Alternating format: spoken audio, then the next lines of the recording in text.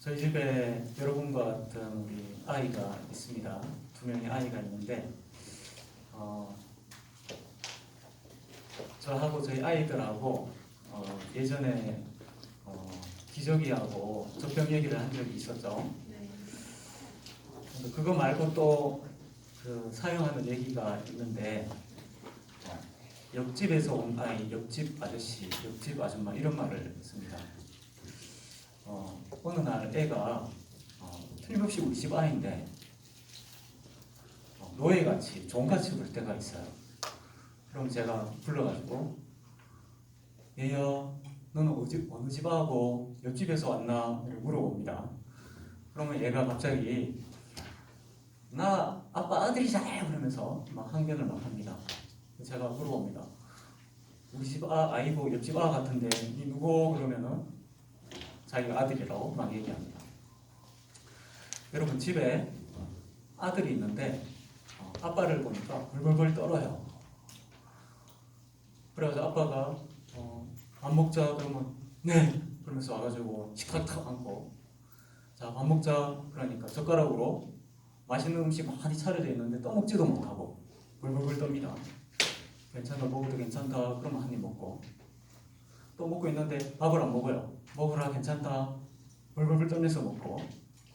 만약에 그런 아이가 있으면 이 아이는 종과 같습니까? 아니면 그 집에 자녀와 같습니까? 종과 같죠, 그죠? 집에 아들은 그러면 안 됩니다. 집에 딸은 그러면 안 됩니다. 딸은 그러면 안 되죠, 그죠? 하나님께서 우리를 부르셨는데 많은 사람들이 오해를 많이 합니다. 하나님은 우리를 종과 같이 부르신 것으로 오해를 많이 합니다. 그걸 뭘 통해서 알 수 있냐 하면은 하나님을 굉장히 두려워합니다. 그리고 내가 뭔가 잘못하면 하나님이 벌 주실 것 같이 그렇게 생각을 많이 합니다. 그리고 가장 중요한 게 뭐냐 하면 하나님이 뭘 기뻐하시는지 몰라요. 하나님이 뭘 싫어하시는지를 잘 몰라요. 그래서 뭘 해야 되는지를 몰라요. 근데 집에 여러분 보십시오. 여러분 아버지나 어머니가 무엇을 여러분들이 어떤 일을 하면 기뻐하시고 어떤 일을 하면 싫어하시는지 너무나 잘 아시죠? 여러분 너무나 잘 알죠? 그래서 엄마 아빠를 사랑하는 아이들은 엄마 아빠를 기쁘게 해드리는 법, 또 실망하게 하는 법, 그거를 너무 잘합니다. 그죠? 근데 우리는 하나님의 자녀로 부르심을 받았는데 하나님에 대해서 잘 몰라요. 그래서 벌벌벌 떨 때가 너무나 많습니다. 그래서 오늘 저희가 함께 살펴볼 내용은 뭐냐 하면 아브라함이 지난주였죠. 하나님 잘 모르고 먹고 살기 위해서 그냥 이 세상을 그냥 열심히 살아가고 있었는데 어느 날 갑자기 하나님이 찾아오셔서 하나님께서 아브라함의 하나님이 되어주시려고 그의 아버지가 되어주시려고 찾아오셨습니다. 그죠? 그때부터 아브라함은 자기가 늘 가던 길에서 벗어나서 이탈을 해서 하나님 자녀의 삶, 믿음의 길을 가도록 다른 길로 접어들게 되었습니다. 근데 이 믿음의 길이 어떤 길인지 오늘 함께 살펴보려고 하는 게 바로 이겁니다. 믿음의 삶, 믿음의 길이 어떤 길인지, 종과 같은 길인지, 자녀와 같은 길인지, 종과 같이 살아가는 것은 어떤 것인지, 자녀와 같이 살아가는 건 어떤 것인지 오늘 그것을 함께 살펴보려고 합니다. 지난 시간에 지난주에 말씀드렸던 것처럼 아브라함은 저기 메소포타미아 지방에 살던 아주 부유한 목축업자였습니다. 근데 어느 날 하나님께서 찾아오셔서 두 가지 말씀을 하십니다. 하나는 떠나라. 뭘 떠나라고 했습니까? 본토 아비 친척, 그 다음에 네가 있던 땅 다 떠나서 두 번째는 가라. 내가 너에게 지시할 땅으로 가라. 그래서 아브람과 그의 가족들과 조카 롯과 함께 메소포타미아 땅을 떠나가지고 갈대아 우르를 떠나가지고 멀리 또 하란을 떠나가지고 가나안 땅에 왔습니다. 아브라함은 하나님의 말씀을 듣고 믿고 모험을 한 것이죠. 지난 시간에 제가 말씀드린 게 있어요. 믿음은 어떤 거라고요? 번지 점프하는 거하고 비슷하다고 했죠. 아브라함은 하나님의 말씀을 듣고 번지 점프를 했습니다. 가나안 땅에 아무도 없어요. 자기가 아는 사람. 그런데 모험을 했습니다. 왜요? 하나님의 말씀을 믿었기 때문에.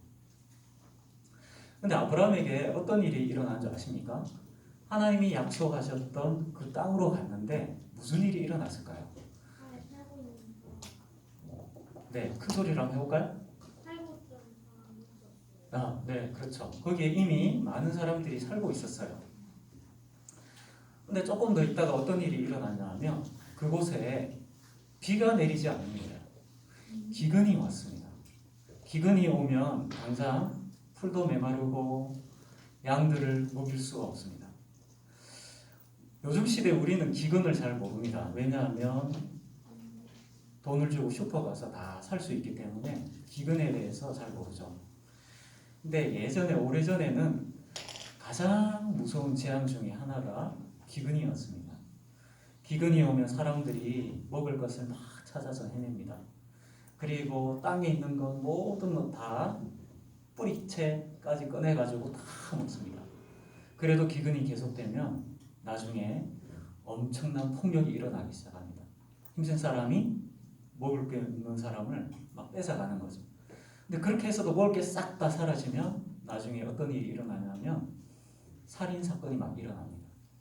그래서 끔찍한 일이 일어납니다. 그래서 고대 역사에 기근이 일어났을 때의 기록을 보면 중세시대 때 또 아주 가까운 현대시대가 오기 전까지만 해도 이 기근이 오면 사람들은 전부 속수무책이었어요.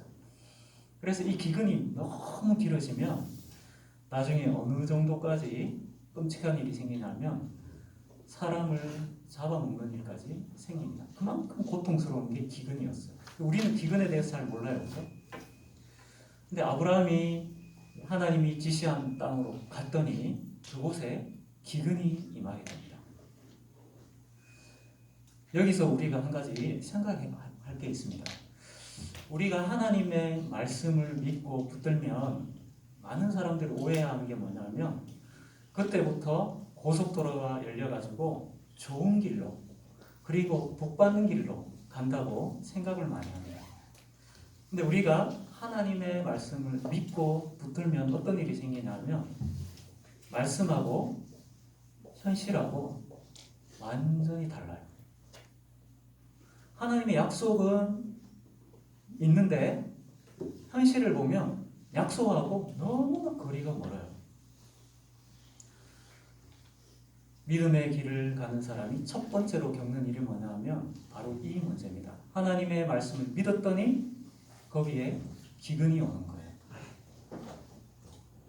그래서 이 기근의 고통을 겪는 사람들은 누굽니까? 말씀을 따라가는 사람, 믿음의 길을 걸어가는 사람이 겪는 어려움이 바로 기근입니다. 그래서 믿음의 길을 가보지 않는 사람은 이 어려움을 잘 몰라요. 하나님 말씀을 믿고 딱 붙들었는데 현실은 하나님 뜻이 안 이루어지는 거예요.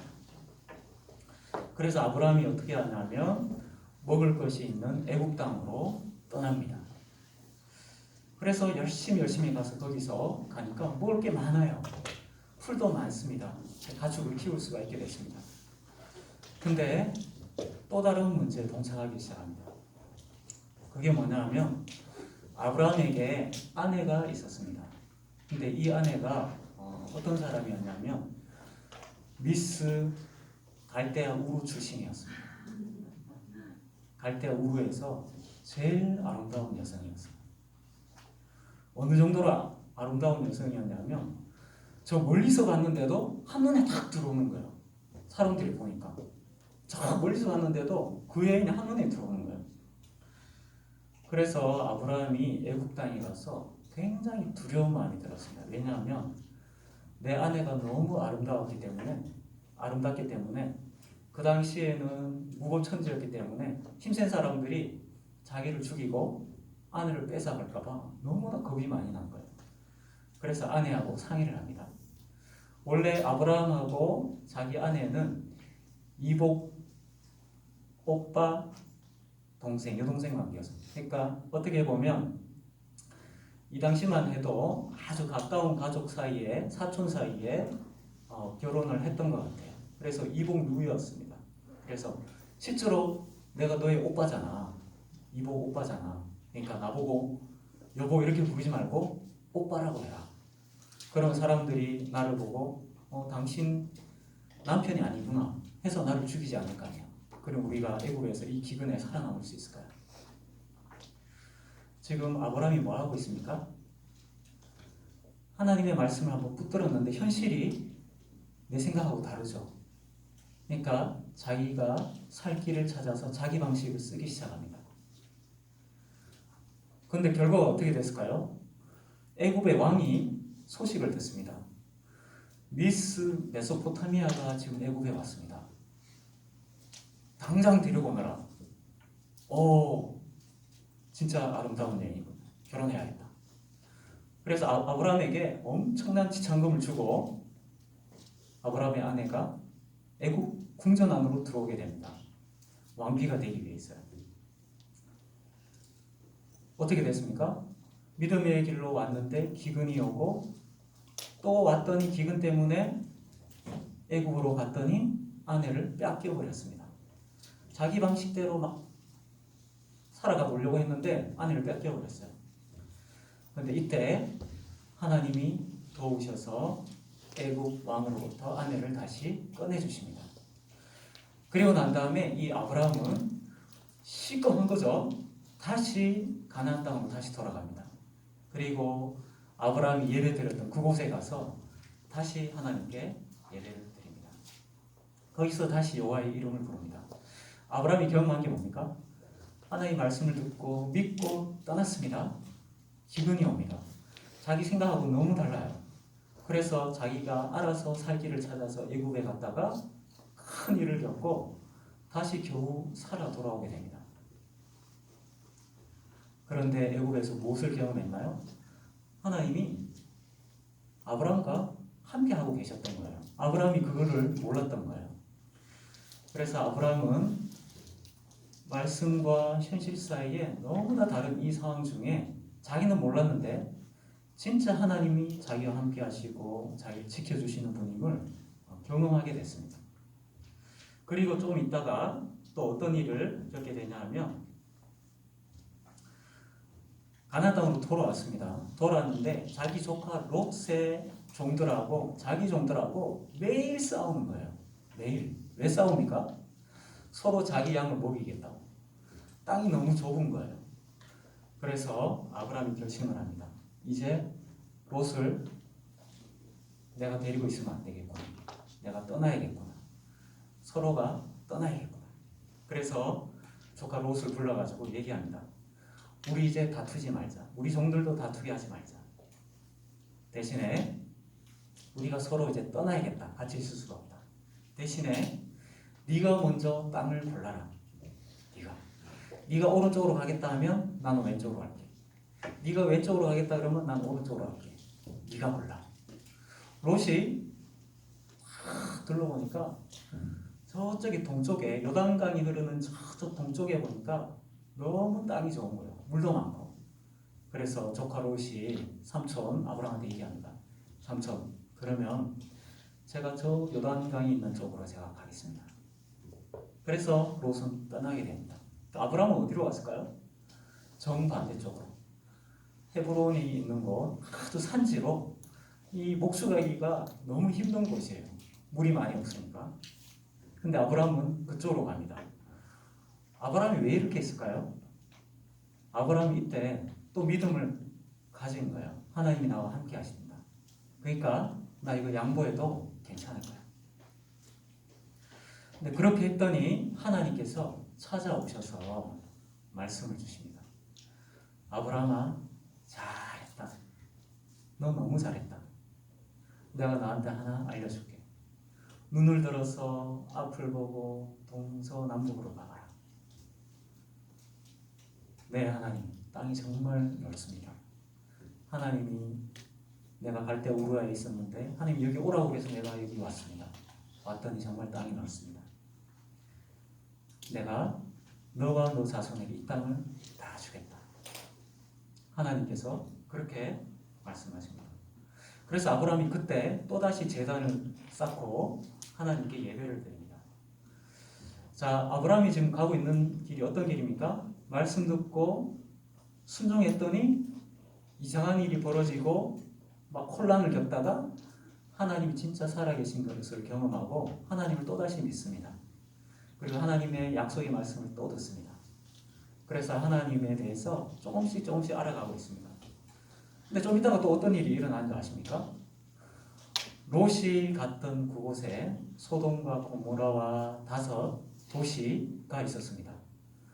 근데 이 도시하고 팔레스타인의 저 북쪽에 있는 나라들하고 전쟁이 일어납니다. 이 전쟁에서 누가 이기냐면 저 북쪽 나라가 이깁니다.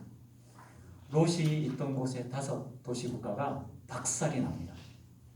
그래서 다 붙들려 갑니다. 근데 아브라함은 저기 산 구석에 있었어요. 이 소식을 듣지를 못했어요.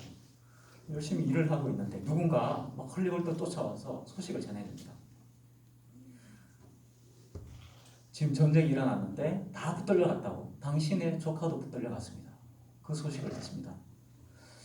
여러분 같으면 이때 어떻게 하시겠습니까? 찾으러 가야 된다. 찾을 수 있나요? 믿고 가야 된다. 여러분 어떻게 생각하세요? 우리 친구 아브라함 같은 사람이 될 겁니다. 근데 현실은 결코 만만하지가 않았어요. 지금 붙들어 간 사람은 군대입니다. 군대. 아브라함은요 그냥 목축하는 사람이에요. 군대하고 목축하는 사람하고 전쟁을 하면 누가 이길까요? 네. 이때 어떻게 해야 될까요? 아브라함은 이때 마므레라고 하는 주위 이웃 부족들하고 동맹을 맺고 있었습니다. 자기가 훈련시킨 사람 그리고 자기가 동맹을 맺은 사람들과 같이 사람을 다 모읍니다. 그러니까 318명이 나옵니다. 자기가 데리고 있던 종, 그 다음에 이웃 동맹을 맺고 있던 사람들 종들 중에서 제일 뛰어난 사람 골라보니까 318명입니다. 모아서 바로 출발을 합니다. 근데 얼마나 쫓아가냐 하면 거의 한 300km는 넘을 것 같아요. 그러니까 대구에서 서울 정도까지 되는 거리를 쫓아갑니다. 뭔가를 타고 갔겠죠, 그죠? 짐승 같은 것을. 근데 최소한 며칠이 걸렸을 거예요. 그리고 밤에 기습을 합니다. 근데 이 북쪽 나라 사람들은 자기가 수많은 전리품을 가지고 막 가면서 완전히 긴장이 다 풀어졌어요. 왜냐하면 자기 이제 이겨가지고 가니까 이제 전쟁할 생각이 없는 거예요. 그래서 가면서 자기가 탈취했던 물건 마음껏 먹고 그렇게 하면서 가다 보니까 이 사람들이 무방비 상태에 있었던 거예요. 근데 밤에 갑자기 300명이나 되는 사람이 기습을 하니까 이 사람들이 깜짝 놀라서 다 도망가는 거예요. 그래서 끝까지 쫓아가서 아브라함이 그 사람들이 뺏어갔던 물건들 다 도로 되찾고 롯도 되찾고 롯의 가족들도 되찾고 모든 물건을 다 되찾아서 돌아오게 됩니다. 이건 엄청난 일이죠. 엄청난 일. 아브라함이 왜 이렇게 했을까요?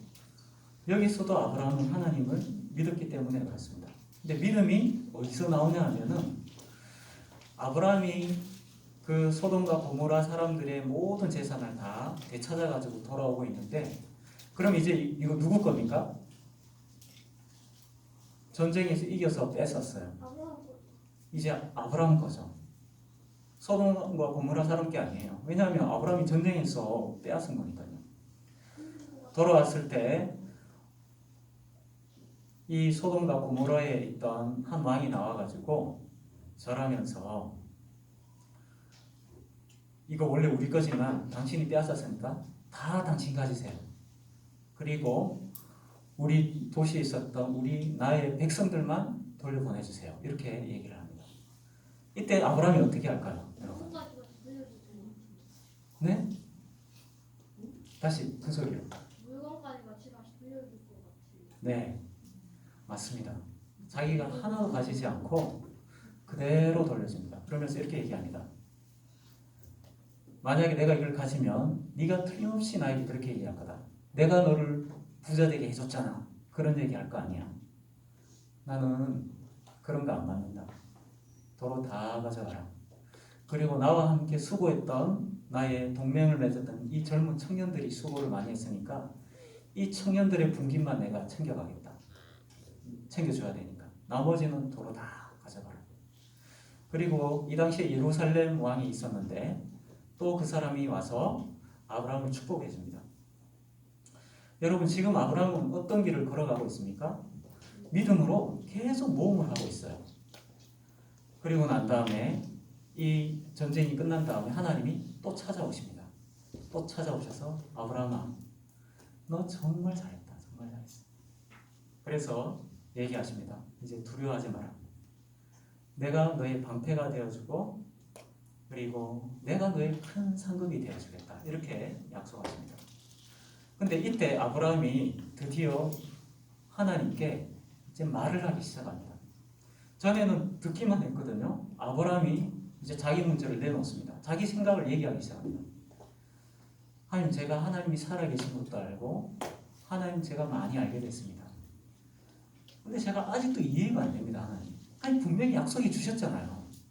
지금도 나의 방패가 되어주시고 나의 상급이 되어주신다고 하셨는데 도대체 나에게 뭘 주시려고 하십니까? 아직까지 저는 가진 게 아무것도 없습니다. 저는 자식이 없어요. 하나님 나에게 큰 민족을 이루겠다고 하셨는데 저는 자식이 없다고요. 이렇게 얘기를 합니다. 그리고 얘기합니다. 저에게 아주 훌륭한 종이 있습니다. 엘리에셀이라는 종. 이 종을 나의 상속자가 되게 할 생각입니다. 그러자 하나님이 바로 대답하십니다. 너 엘리에셀 아니야. 네가 낳은 아기가 상속자가 될 거야. 그리고 이 말을 듣고 아브라함이 어떻게 했을까요? 여호와를 믿으니 여호와께서 그를 그의 의로 여기시고, 이때 이 유명한 평가가 나옵니다. 아브라함에 대한 평가가. 아브라함이 어떻게 의롭다는 평가를 받았나요? 하나님의 말씀을 믿었을 때 의롭다는 평가를 듣습니다. 그리고 나면 하나님께서 다시 땅을 주시겠다고 약속하십니다. 그러자 아브라함이 얘기합니다. 하나님 계속 약속은 하시는데 저 정말 오래 기다렸습니다. 자녀 주신다고 하셨으니 제가 그걸 믿었습니다. 근데 땅을 주시겠다고 하시는데 그걸 제가 어떻게 믿을 수 있습니까? 그러자 하나님께서 3년 된 암소, 암염소, 순양, 산비둘기, 집비둘기 가져와라. 그렇게 얘기합니다. 그러자 아브라함이 그 짐승을 다 가져오고 난 다음에 반을 쪼갭니다. 그래서 쫙 벌려놓습니다. 여러분, 짐승을 가져오라고 그랬는데 아브라함은 그것을 잡아다가 죽여서 반을 쪼개어 놓습니다. 마주보게. 아브라함이 지금 뭐 하고 있는 건가요? 네? 이것은 이 당시에 이 지방에 어떤 풍습이 있었냐면 두 사람이 언약을 맺을 때 짐승을 가지고 반을 쪼개 놓습니다. 그리고 그 사이를 지나갑니다. 너하고 나하고 약속이야. 만약에 내가 약속을 안 지키면 이 짐승처럼 내가 반으로 쪼개질 거다. 생명을 건 약속을 할 때 이렇게 합니다. 아브라함은 하나님께서 어떻게 알 수 있습니까? 그러니까 하나님이 짐승 가져가 했을 때 바로 생각했습니다. 아, 하나님 언약을 맺으시려고 하시나 보다. 반을 다 갈라놓습니다. 하나님이 반을 갈라놓은 거기서 횃불의 모습으로 나타나서 불이 그 사이로 지나가면서 하나님이 이 약속을 다시 확증을 해주십니다. 여기서 끝이 났을까요? 조금 있다가 시간이 많이 흐릅니다. 이 일이 있고 10년 동안 아무 일도 일어나지 않습니다, 여러분. 아무 일도 안 일어나요. 그래서 사라가 얘기합니다. 이제 우리가 자식을 얻기가 힘들어요. 요종을 통해서 우리가 자녀를 놓읍시다. 또 무슨 일이 일어나나요? 하나님의 말씀과 현실 사이에 엄청난 거리를 느끼면서 또 자기가 자기 방법을 쓰기 시작합니다.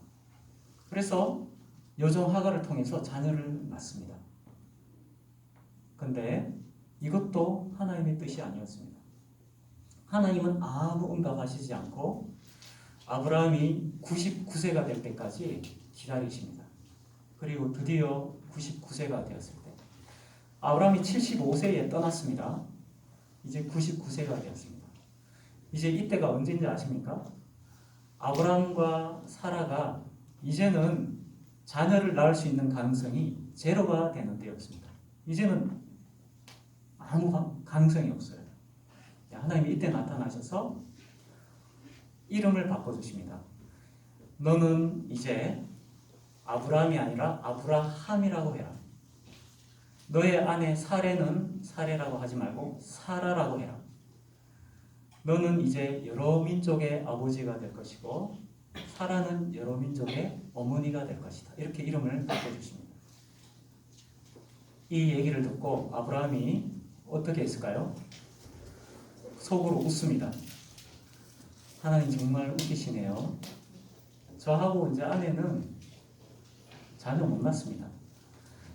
하갈이 낳아준 이 이스마엘이 제 상속자가 될 거예요. 그러자 하나님께서 아니다. 1년 뒤에 사라가 아들을 안고 있을 것이다. 그렇게 말씀하십니다. 그러면서 하나님께서 이제는 언약을 진짜 제대로 맺으십니다. 이제 너는 내 앞에서 완전하게 행해야 된다. 나는 분명히 얘기하는데 1년 뒤에 네가 아들을 낳을 것이다. 네가 나를 믿는다면 할례를 받아라. 그래서 할례를 명령하십니다. 아브라함은 또다시 믿음을 가지고 할례를 행합니다.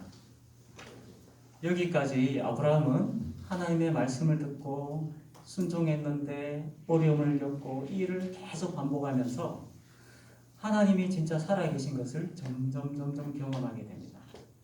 그리고 오늘 이 본문에서 드디어 엄청난 사건이 이제 일어나게 됩니다.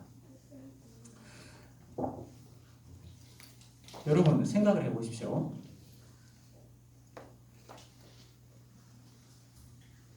어느 날 여러분 집에 있는데 띵동, 여러분 띵동 소리 나면 어떻게 반응하십니까?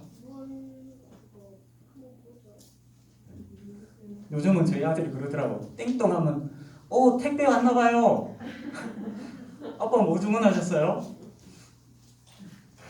띵동 했는데 여러분 갑자기 여러분 담임선생님이 오신 거예요. 불안한데요? 이 예기치 않은 이 방문은 여러분 굉장히 설레게 만듭니까? 기쁘게 만듭니까? 어떻습니까? 굉장히 불안하고 곤란하죠. 방청소 하나도 안 해놨는데, 그죠? 지금 씻지도 않고 머리 막 이렇게 떠가지고 이렇게 있는데 선생님이 오셨어요. 그렇죠. 정말 큰일이죠. 아브라함에게 이런 일이 일어납니다. 아브라함이 어느 날 굉장히 뜨거운 날에 장막에 이렇게 있었습니다.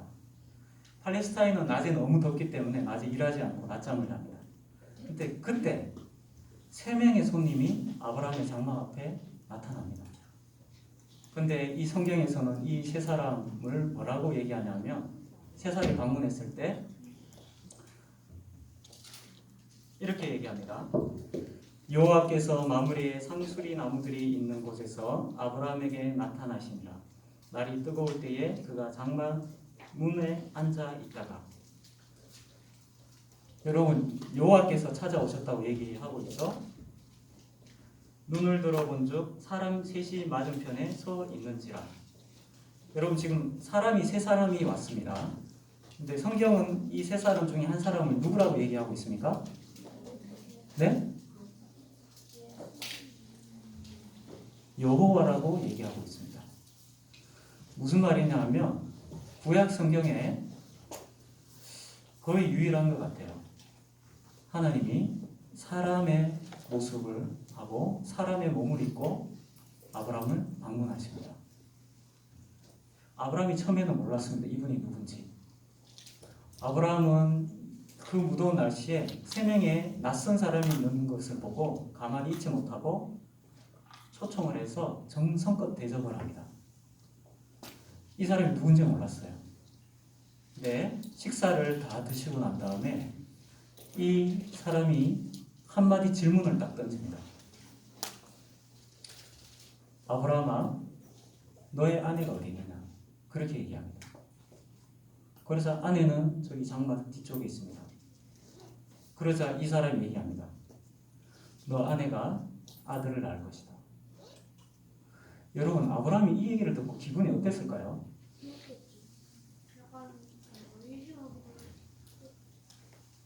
소름이 쫙 돋았을 겁니다. 지금 나한테 지금 말하고 있는 이분이 누구지? 사람인데. 근데 많이 듣던 그 말씀을 하세요. 아브라함이 바로 알아봅니다. 왜요? 하나님하고 계속 교제를 했기 때문에 이분이 하나님이라는 사실을 알아봅니다. 그래서 이때부터 엄청난 일이 일어납니다. 아브라함이 이렇게 하나님과 대화하고 있을 때 사라가 거기서 듣고 있었습니다. 사라가 혼자서 생각하다 또 웃습니다. 아이고 참, 나 지금 할머니인데 아들을 낳겠다고요? 속으로 막 웃습니다. 그러자 저 장막 밖에 있던 세 사람 중에 그 한 사람이 사라를 책망합니다. 너 왜 웃니? 지금 보입니까? 안 보입니까? 사라가 웃고 있는데 갑자기 저기서 사라야 너 왜 웃니? 내 말에 깜짝 놀라고 저 안 웃었는데요? 너 웃었잖아. 왜 그래?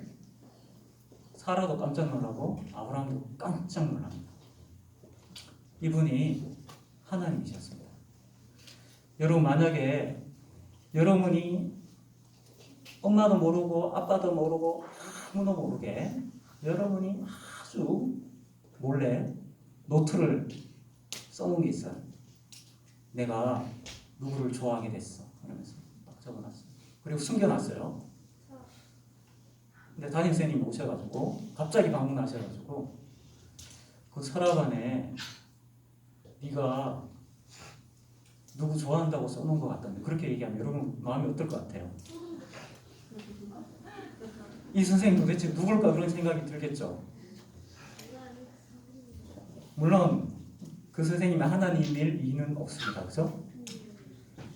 근데 이 낯선 남자는 하나님이 아니시라면 도저히 할 수 없는 미래에 대한 일을 얘기를 합니다.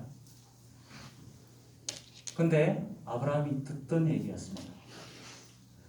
아브라함은 이 말씀을 듣고 사라도 마찬가지로 이 말씀을 듣고 하나님에 대해서 또 새롭게 알아가고 있습니다.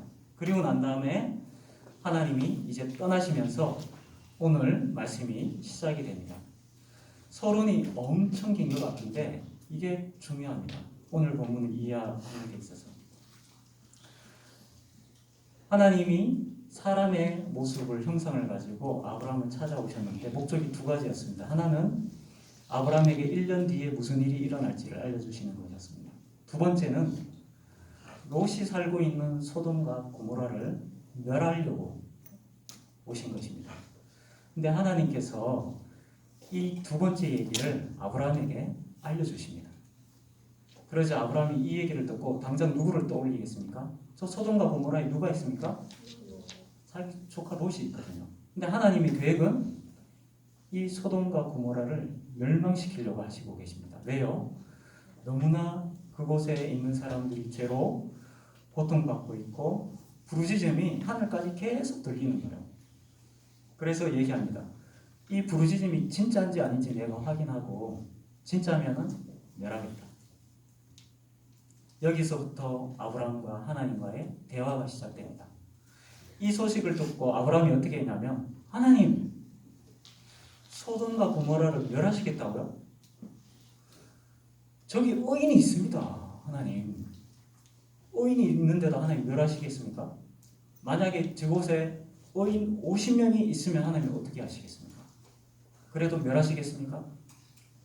하나님이 너무 쉽게 대답하시는 거예요. 의인이 50명이 있으면 당연히 내가 용서하겠다. 아브라함은 사실 하나님이 이렇게 대답하실지 몰랐습니다. 아브라함이 갑자기 뻥 하는 거예요. 하나님이 너무 쉽게 용서를 말씀하시니까. 다시 생각하니까 만약 50명 안 되면 어떡하지? 하나님 5명이 부족하면 어떻게 됩니까? 그래도 내가 용서한다. 하나님 죄송한데 한 번만 더 말씀드릴게요. 30명이면 어떡합니까? 내가 용서한다. 하나님 제발 저에게 화내지 마세요. 20명이면 어떻게 할까요? 내가 용서한다. 하나님 마지막 한 번만 물어보겠습니다. 10명밖에 없으면 어떻게 하시겠습니까? 내가 용서한다 그래도. 저기에 의인 10명만 있어도 내가 용서한다. 아브라함이 지금 몇 명까지 줄였습니까? 50명에서 10명까지 줄였습니다. 아브라함이 지금 뭐 하고 있습니까, 여러분? 아브라함이 지금 뭐 하고 있어요? 제가 예전에 알던 분이 있었는데 사장님이셨습니다. 근데 그 사장님에게 아들이 있었어요. 아들은 공부를 잘해가지고 좋은 회사에서 직장 생활을 하고 있었습니다. 근데 사장님이 그 아들을 불렀어요. 자기 회사로. 너 이제 내 회사에서 와서 일해라. 그래서 그 아들이 그 회사에서 와서 일을 하기 시작했습니다. 근데 전혀 다른 업종의 일을 하게 됐어요. 그러니까 아무것도 모르죠. 그래서 사원으로 입사를 했습니다. 그래서 사장의 아들이지만 이 아들은 완전 꿀먹은 벙어리예요. 노예같이 일합니다. 사장님이 이거 해. 열심히 일합니다. 입도 뻥긋 못합니다. 왜냐하고요. 아는 게 하나도 없으니까요. 그리고 몇 년의 시간이 흘렀는데도 이 아들은 아직 아는 게 별로 없어요. 이 아버지 사장님이 계속 기다립니다. 근데 회의를 하는데 아들도 들어와 있습니다. 갑자기 회의 중에 그 아들이 큰 소리를 치는 거예요. 자기 아버지인데 다른 직원들이 있으니까 사장님, 그건 아닌 것 같습니다. 그렇게 하면 안 되는 것 같습니다, 사장님. 그렇게 하면 우리 회사 너무 손해가 큽니다. 그건 안 됩니다. 이렇게 얘기하는 거예요. 회의 중에 분위기가 싸해지는 거예요. 그리고 사장님도 갑자기 막 표정이 막 울그락불그락한 것 같기도 하고 막 그러는 거예요. 그리고 어떻게 해서 회의가 마쳤습니다. 직원들 다 빠져나갔습니다. 나중에 제가 그 사장님을 만났습니다. 그 사장님이 뭐라고 말씀하시냐니까 우리 아들이 나한테 그렇게 얘기하는 거 들으니까 기분이 너무 좋다는 거예요. 기분이. 이제야 내가 막 가슴이 시원해진다 막 그러는 거예요. 이제 얘가 나중에 몇 년 더 있으면은 내 회사 물려받을 수 있을 것 같아. 이제 내가 생각하는 것처럼 생각해. 나도 이렇게 하면 손해본다고 생각하고 있었는데 우리 아들이 나하고 똑같이 생각을 하잖아. 와, 오늘 너무 기분 좋았어. 저한테 얘기를 하시더라고요. 여러분, 하나님이 지금 아브라함을 계속 트레이닝을 시키고 있습니다. 믿음의 길로요. 그런데 지금 이 순간에 왔을 때 아브라함이 지금 어떻게 하고 있습니까?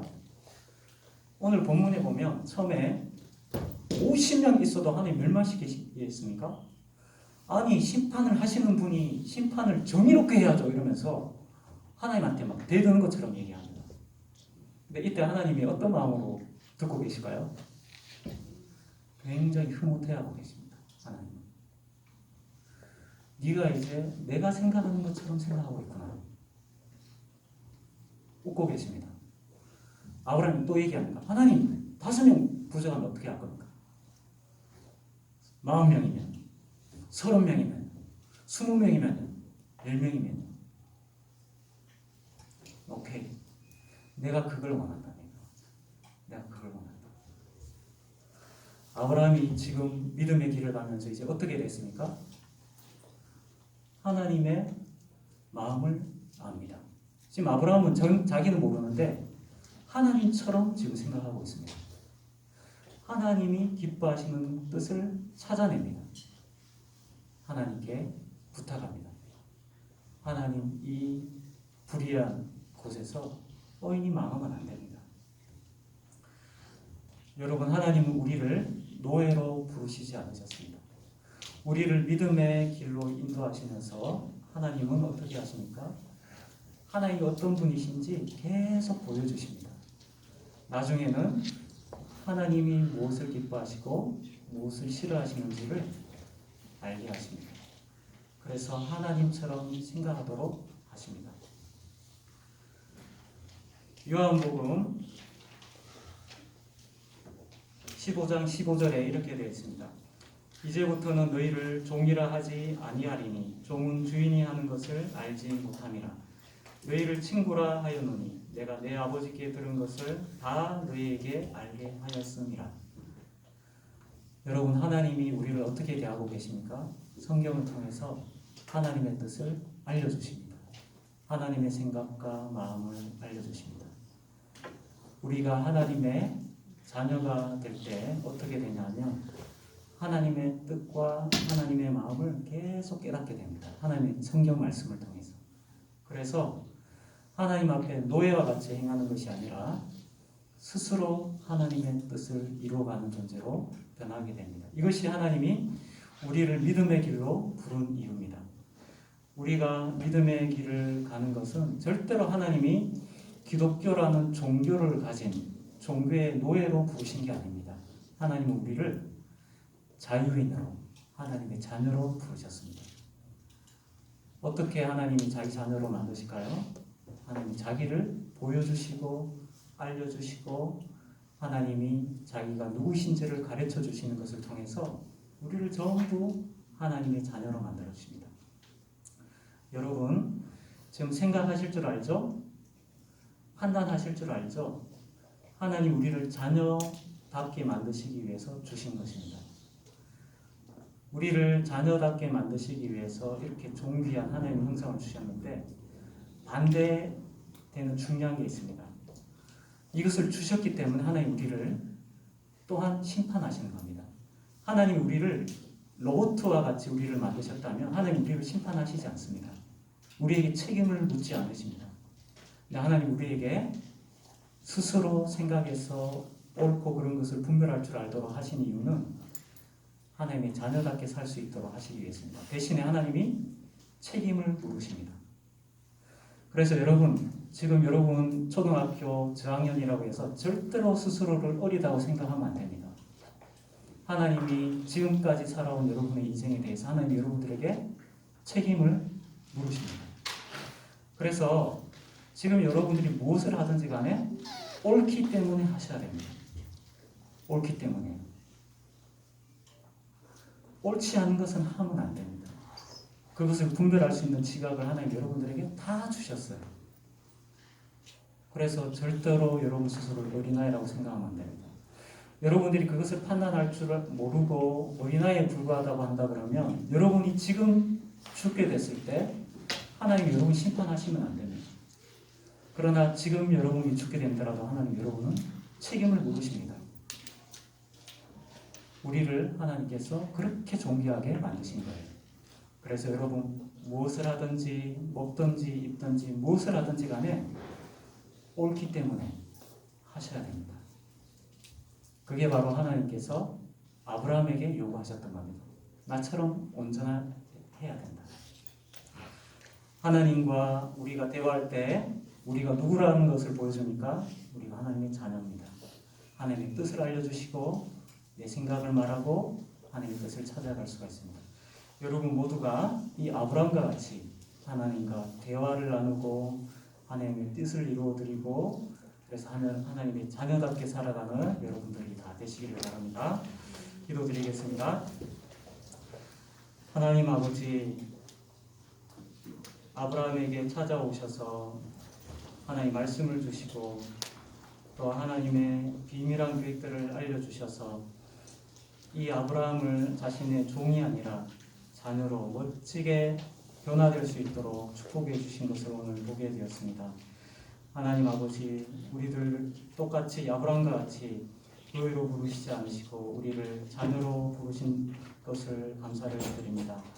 하나님, 우리가 하나님 믿는다고 하면서 종과 같이 살아가지 않게 하여 주시고 이 성경 말씀을 통해서 하나님의 뜻을 알아가고 하나님의 뜻대로 행하고 하나님의 기뻐하시는 뜻을 이루어드리는 우리 초등부 친구들 다 될 수 있도록 하나님 축복하여 주시옵소서. 예수님의 이름으로 기도드렸습니다. 아멘.